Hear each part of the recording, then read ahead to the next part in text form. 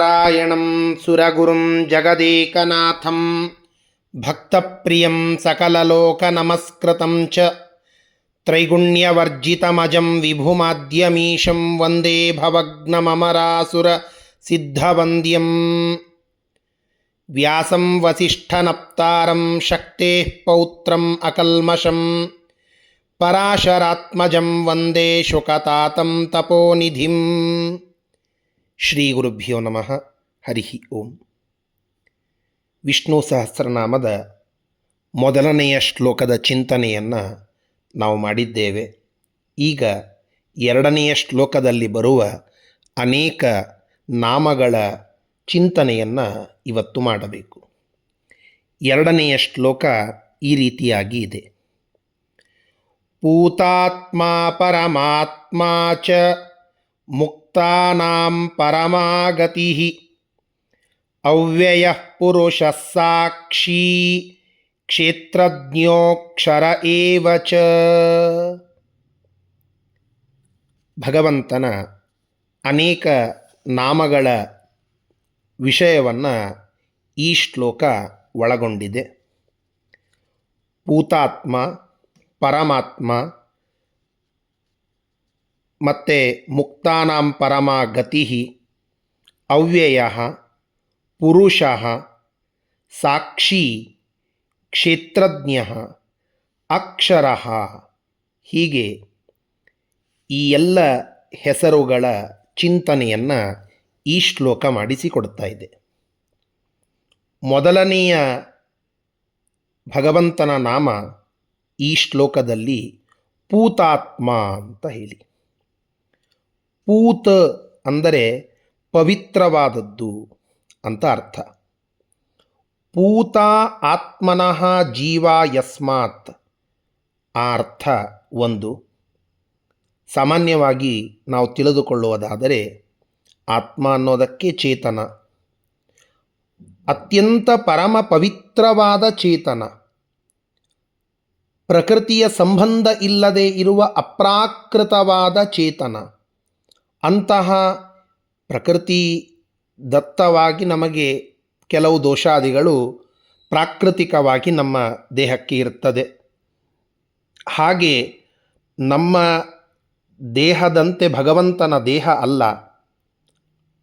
ಅವನಲ್ಲಿ ಇರುವ ಚೈತನ್ಯ ಅದು ಅತ್ಯಂತ ಪರಮ ಪವಿತ್ರವಾದದ್ದು, ಪವಿತ್ರವಾದ ಚೇತನ, ಪವಿತ್ರನಾದ ಚೇತನ, ಪೂತವಾದ ಆತ್ಮ. ಆದ್ದರಿಂದ ಪೂತಾತ್ಮ ಎಂಬುದಾಗಿ ಇಲ್ಲಿ ಹೇಳುತ್ತಾ ಇದ್ದಾರೆ. ಅಥವಾ ಪೂತ ಅಂದರೆ ಪವಿತ್ರರಾದಂತಹ ಮಹಾನುಭಾವರು, ಧ್ರುವ,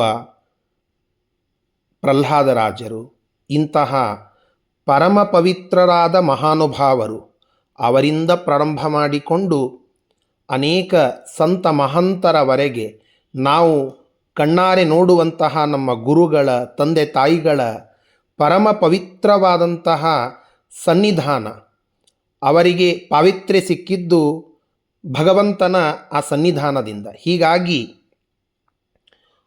ಪೂತರಲ್ಲಿ, ಅವರಲ್ಲಿ ಸನ್ನಿಹಿತನಾಗಿ ಅವರಿಗೆ ಪಾವಿತ್ರ್ಯ ಕೊಡುವವನು. ಆದ್ದರಿಂದ ಪೂತಾತ್ಮ ಅಂತನ್ನುವ ಹೆಸರು ಭಗವಂತನಿಗೆ ಇದೆ. ಪರಮಾತ್ಮ, ಪರಮಃ ಉತ್ತಮಃ ಅಂತ ಒಂದು ಅರ್ಥ. ಪರಮಃ ಅಂತಂದರೆ ಉತ್ತಮನು ಅಂತ, ಶ್ರೇಷ್ಠ ಅಂತ. ಆತ್ಮ ಅಂತನ್ನೋದಕ್ಕೆ ಅನೇಕ ಅರ್ಥಗಳುಂಟು. ಮುಖ್ಯವಾದ ಅರ್ಥ ಆತ್ಮ ಅಂದರೆ ಭಗವಂತ ಅಂತ ಹೇಳಿ. ವಾಮನ ಪುರಾಣ ಹೇಳುತ್ತದೆ. ಸೂತ್ರ ಭಾಷ್ಯದಲ್ಲಿಯೂ ಕೂಡ ಅದನ್ನು ಶ್ರೀಮದಾಚಾರ್ಯರು ಉಲ್ಲೇಖ ಮಾಡುತ್ತಾರೆ. ಯೋ ಗುಣೈ ಸರ್ವತೋ ಹೀನಃ ಸರ್ವದೋಷ ವಿವರ್ಜಿತಃ ಹೇಯೋಪಾದೇಯ ರಹಿತಃ ಸ ಆತ್ಮ ಇತ್ಯಭಿಧೀಯತೆ.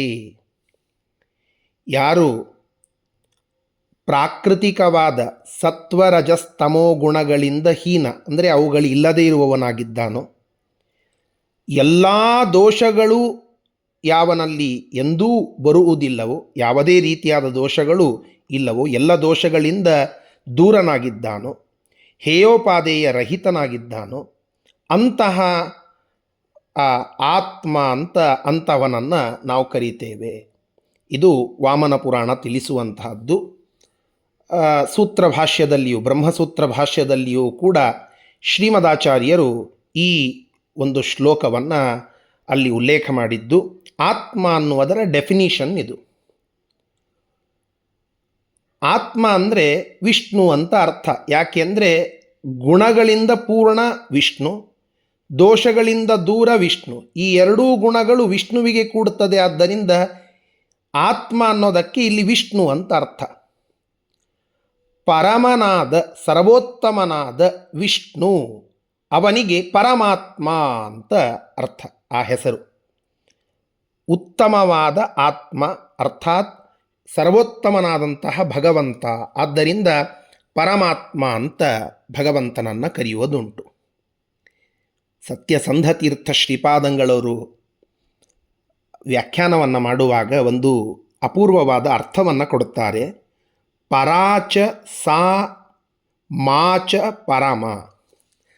ಪರಮ ಅಂತಂದರೆ ಶ್ರೇಷ್ಠಳಾದ ಅಕ್ಷರಳಾದ ಮಾ ಲಕ್ಷ್ಮೀದೇವಿ, ಅವಳು ಪರಮ ಅಂತ. ಆತ್ಮ ಅನ್ನೋದಕ್ಕೆ ಪತಿ, ಒಡೆಯ ಅಂತನ್ನುವ ಅರ್ಥ. ಪರಮ ಅಂದರೆ ಲಕ್ಷ್ಮೀದೇವಿಗೆ, ಆತ್ಮ ಒಡೆಯ ಯಾರೋ ಆ ಭಗವಂತನನ್ನು ಪರಮಾತ್ಮ, ಲಕ್ಷ್ಮೀಪತಿ, ಈ ಅರ್ಥವೂ ಕೂಡ ಅಪೂರ್ವವಾಗಿ ನಾವಿಲ್ಲಿ ತಿಳಿದುಕೊಳ್ಳಬಹುದು. ಭೂತಾತ್ಮ ಪರಮಾತ್ಮ. ಚ ಅಂದರೆ ಮತ್ತು. ಮುಕ್ತಾನಾಂ ಪರಮಾಗತಿ. ಮುಕ್ತರಾದಂಥವರಿಗೆಲ್ಲ ಪರಮ ಗತಿಯಾದದ್ದು. ವೇದ ಹೇಳುತ್ತದೆ ಅಮೃತಸ್ಯೈಷ ಸೇತು. ಮುಕ್ತರಾದಂಥವರಿಗೂ ಪರಮ ಆಶ್ರಯ ಗತಿ ಅದು ಭಗವಂತ ಅಂತ ಹೇಳಿ. ಅಂತಹ ಮುಕ್ತಾನಾಂ ಪರಮಾಗತಿ, ಮುಕ್ತರಿಗೆ ಪರಮ ಆಶ್ರಯನಾದಂತಹ ಗತಿಯಾದಂತಹ ಭಗವಂತ. ಅವ್ಯಯ. ವ್ಯಯ ಅಂತಂದರೆ ನಾಶ, ಕ್ಷೀಣವಾಗೋದು, ನಾಶವಾಗುವುದು ಅಂತ ಅರ್ಥ. ಅವ್ಯಯ ಅಂತಂದರೆ ಯಾವ ವ್ಯಕ್ತಿಗೆ ನಾಶವಿಲ್ಲವೋ, ಅವಿನಾಶಿಯಾಗಿದ್ದಾನೋ ಅಂತಹ ಅವಿನಾಶಿಯಾದಂತಹ ವ್ಯಯ ಇಲ್ಲದೆ ಇರುವಂತಹ ಆ ಪುರುಷನನ್ನು ಅವ್ಯಯ, ವಿಷ್ಣು ಪರಮಾತ್ಮನನ್ನು ಅವ್ಯಯ, ನಾಶವಿಲ್ಲದವನು ಅಂತ ಕೊಂಡಾಡಿದ್ದಾರೆ. ಮುಂದೆ ಪುರುಷ ಅಂತ. ವೇದ ಭಗವಂತನನ್ನು ವರ್ಣನ ಮಾಡುವಾಗ, ಪ್ರತಿಪಾದನ ಮಾಡುವಾಗ ಪುರುಷ ಅಂತ ಸಹಸ್ರ ಶೀರ್ಷ ಅನ್ನುವ ಆ ಮಂತ್ರದಲ್ಲಿ ಪುರುಷ ಅಂತ ನಾವು ಕೇಳುತ್ತೇವೆ. ಪುರುಷ ಅನ್ನೋದಕ್ಕೆ ವೇದ ಹೇಳುವ ಅರ್ಥ ಅದು ಭಗವಂತ, ವಿಷ್ಣು ಅಂತ ಹೇಳಿ. ಇದರ ಲಿಟ್ರಲ್ ಆದ ಮೀನಿಂಗ್ ಅನ್ನು ನಾವು ತಿಳಿದುಕೊಳ್ಳಬೇಕಾದರೆ ಸೃಷ್ಟೇ ಪ್ರಾಕ್ ವಿದ್ಯಮಾನ ಪುರುಷ ಅಂತ ಬರೀತಾರೆ. ಸೃಷ್ಟಿಗಿಂತ ಮೊದಲಿಗೆ ಇರುವವನು ಪುರುಷ ಅಂತ. ಭಗವಂತ ಈ ಜಗತ್ತನ್ನು ಸೃಷ್ಟಿ ಮಾಡಿದ್ದಾನೆ. ಈ ಜಗತ್ತಿನ ಉತ್ಪತ್ತಿಗಿಂತ ಮೊದಲು ಇದ್ದವನು ಅವನೊಬ್ಬನೇ. ಅಂತಹ ಈ ಜಗತ್ತಿನ ಉತ್ಪತ್ತಿಗಿಂತ, ಸೃಷ್ಟಿಗಿಂತ ಪ್ರಾಕ್ ಮೊದಲಿಗೆ ಇದ್ದಂಥವನು ಯಾವನೋ ಅವನು ಪುರುಷ ಅನ್ನುವ ಅರ್ಥ ನಾವಿಲ್ಲಿ ತಿಳಿದುಕೊಳ್ಳಬಹುದು. ಅನೇಕ ಬೇರೆ ಅರ್ಥಗಳನ್ನು ನಾವು ತಿಳಿದುಕೊಳ್ಳಬಹುದು. ಶ ಅಂತಂದರೆ ನಾಶ ಅಂತ ಶ. ಪುರು ಅಂತಂದರೆ ಅನೇಕ ಅಂತ. ಅನೇಕ ದೈತ್ಯರನ್ನು ಶ ನಾಶ ಮಾಡಿದವನು, ಆದ್ದರಿಂದ ಪುರುಷ ಅಂತ. ಪುರುಹು ಅಂದರೆ ಅನೇಕ ಅಂತ. ಶ ಅನ್ನೋದಕ್ಕೆ ಇನ್ನೊಂದರ್ಥ ಕ್ರಿಯೆ, ಚೇಷ್ಟಾಗಳು ಅಂತ.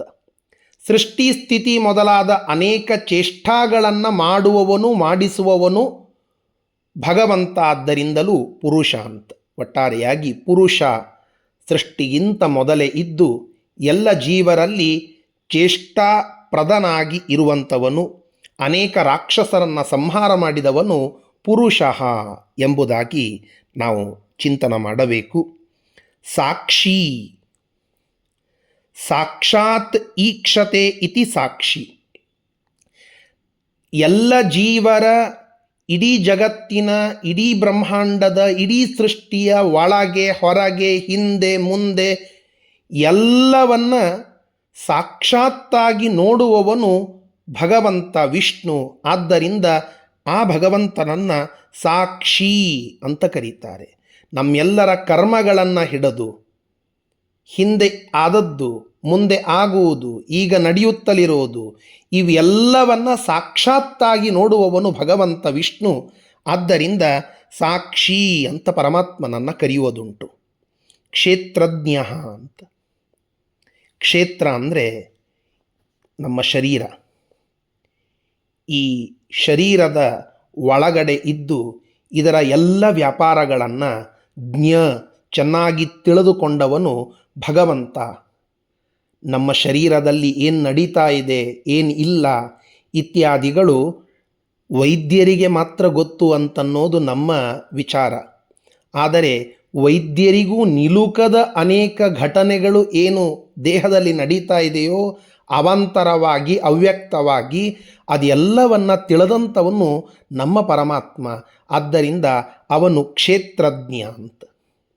ಇಂತಹ ಆ ಕ್ಷೇತ್ರಜ್ಞನಾದಂತಹ ಭಗವಂತನ ವರ್ಣನೆ ಇಲ್ಲಿ ಬಂತು. ಅಕ್ಷರಃ. ಕ್ಷರ ಅಂದರೆ ನಾಶ, ಅಕ್ಷರ ಅಂದರೆ ನಾಶವಿಲ್ಲದವನು. ನ ಕ್ಷರತಿ ಇತಿ ಅಕ್ಷರಃ, ಅವಿನಾಶಿಯಾದಂಥವನು. ಇದು ಒಂದರ್ಥ. ಕ್ಷ ಅಂತಂದರೆ ನಾಶ ಅಂತ ಅರ್ಥ. ಕ್ಷೀಕ್ಷಯೆ ಅಂತನ್ನುವ ಧಾತುವಿನಿಂದ ಕ್ಷ ಅಂದರೆ ನಾಶ. ನ ವಿದ್ಯತೆ ಕ್ಷಂ ಯಸ್ಯ ತದಕ್ಷಂ. ಕ್ಷ ಇಲ್ಲದೆ ಇರುವಂತಹದ್ದು ಅಕ್ಷ ಅಂದರೆ ಮೋಕ್ಷ ಅಂತ ಅರ್ಥ. ಅಕ್ಷ ಅಂದರೆ ಮೋಕ್ಷ. ಆ ಮೋಕ್ಷವನ್ನು ರಾತಿ ದದಾತಿ ಕೊಡುವವನು, ಮೋಕ್ಷವನ್ನು ಕೊಡುವಂತಹ ಭಗವಂತನನ್ನು ಅಕ್ಷರಃ ಅಂತ ನಾವು ಚಿಂತನೆ ಮಾಡಬೇಕು. ಇದು ವಿಷ್ಣು ಸಹಸ್ರನಾಮ 2ನೇ ಶ್ಲೋಕದಲ್ಲಿ ನಮಗೆ ತಿಳಿಸುವಂತಹ ಅದ್ಭುತವಾದ ಭಗವಂತನ ಗುಣನಾಮಗಳು. ಪೂತಾತ್ಮ ಪರಮಾತ್ಮ ಚ ಮುಕ್ತಾನಾಂ ಪರಮಾ ಗತಿ ಅವ್ಯಯ ಪುರುಷ ಸಾಕ್ಷಿ ಕ್ಷೇತ್ರಜ್ಞೋಕ್ಷರ ಏವಚ. ಈ ಎಲ್ಲ ಹೆಸರುಗಳಿಂದ ಕೂಡಿದ ಭಗವಂತ ನಮ್ಮನ್ನು ಅನುಗ್ರಹಿಸಲಿ. ಶ್ರೀಕೃಷ್ಣಾರ್ಪಣಮಸ್ತು.